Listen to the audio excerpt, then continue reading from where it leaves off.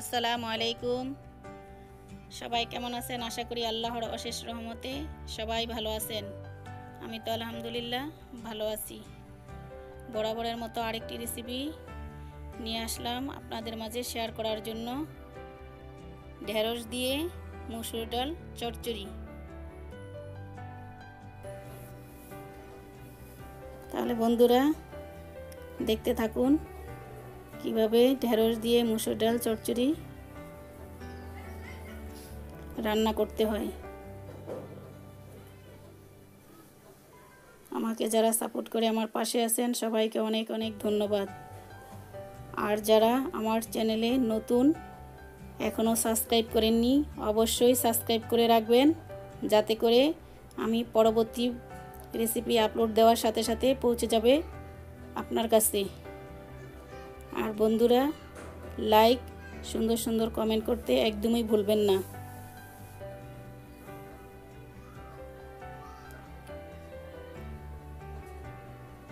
যা যা লাগছে ঢেঁড়স, মসুর ডাল, টমেটো, পেঁয়াজ কুচি, কাঁচামরিচ। বিসমিল্লাহির রহমানির রহিম। আমি প্যানের মধ্যে পরিমাণ মতো তেল দিয়ে নিলাম, দিয়ে দিলাম পেঁয়াজ কুচি,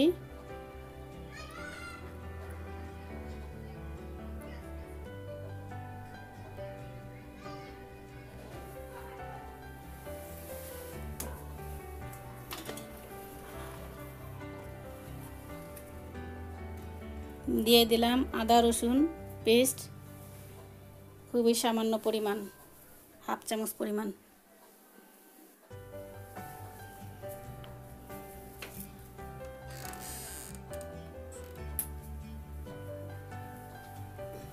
একটু পানি দিয়ে নিব মশলাটা কষানোর জন্য।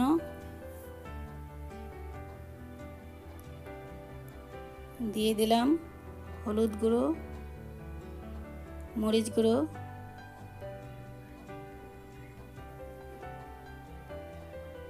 ধনিয়া গুঁড়ো,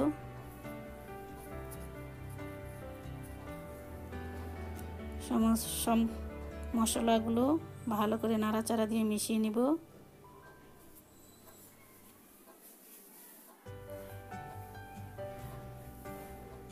দিয়ে নিলাম কাঁচামরিচ,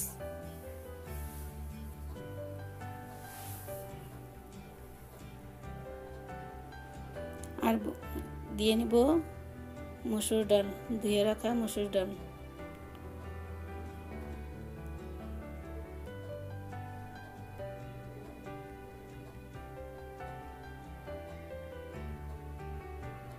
ভালো করে নাড়াচাড়া দিয়ে কষিয়ে নিব।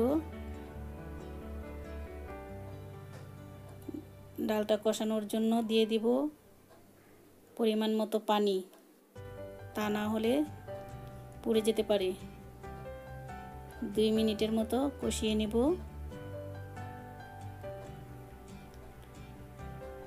দিয়ে নিব ঢেঁড়স,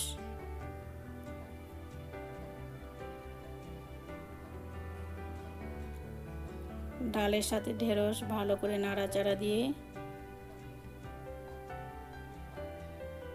কষিয়ে নিব 2 মিনিটের মতো।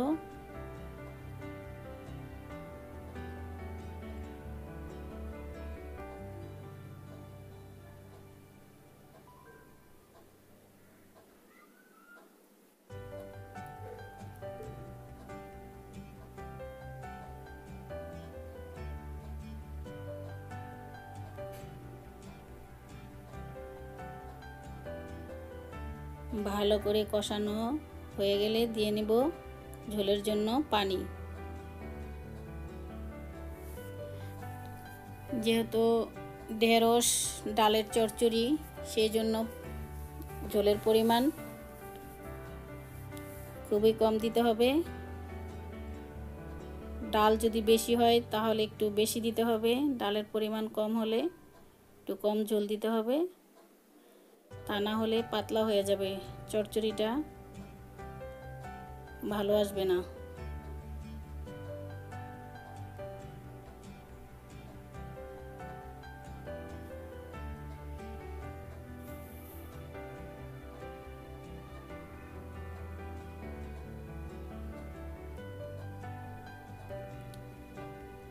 ঢাকনা দিয়ে সিদ্ধ হওয়ার আগ পর্যন্ত রান্না করে নেব। ঢাকনা উঠিয়ে দিয়ে নিলাম টমেটো।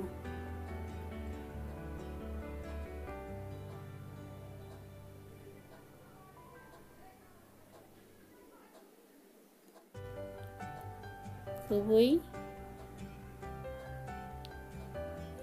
মজার একটি রেসিপি।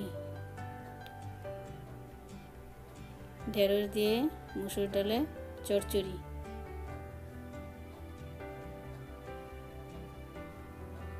এইভাবে ডালের সাথে ঢেঁড়স দিয়ে চচ্চড়ি করলে খুবই খেতে ভালো লাগে। ডালটা সিদ্ধ হওয়ার পরে দিয়ে নিলাম স্বাদমতো লবণ।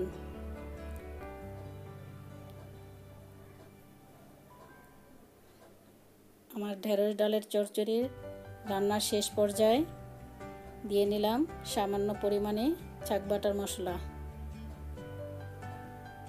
না চাইলে কেউ স্কিপ করতে পারেন।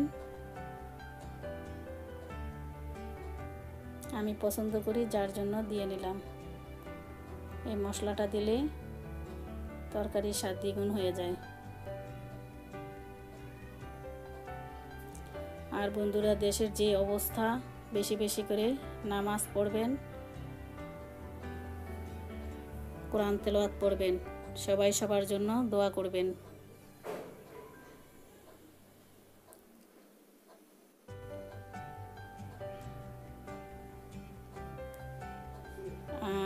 রান্নাটা এখানেই শেষ করে নিলাম। এখন আমি বেড়ে দেখাবো।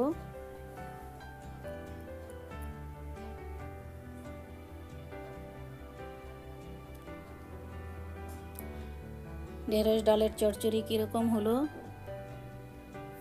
লাইক কমেন্ট করে জানাবেন।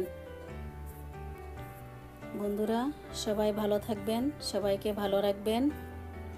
আজকের মতো এখানেই বিদায় নিলাম। আল্লাহ হাফেজ।